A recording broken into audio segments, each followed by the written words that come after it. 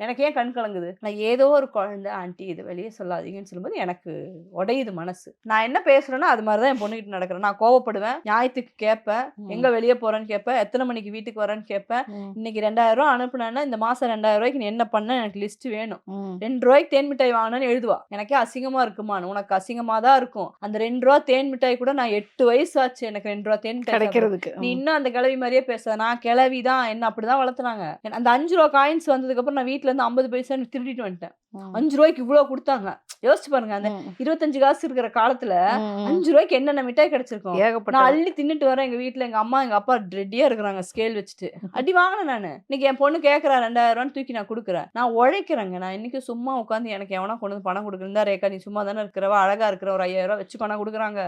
நம்ம ஒவ்வொரு இடத்துலயும் மாங்கு மாங்குன்னு ஒவ்வொரு வேலைகள் செய்யறோம். செஞ்சுட்டு வாங்குறோம். செஞ்சு அந்த கைய வலிக்க, கால வலிக்க ஒவ்வொன்னும் பண்ணிக்கிட்டு, அந்த ரூ. 2000யோட வேல்யூ எனக்கு தெரியும். அதனால நான் பூமர் தான். எனக்கு வலி நான் கீழ விழுந்திருக்கேன். நான் ஒவ்வொரு தடவையும் கீழ விழுந்து காயங்கள் ஏற்பட்டுருக்கு. அந்த காயம்னா என்னன்னு எனக்கு தெரியும். அதனால நான் பூமர் தான்.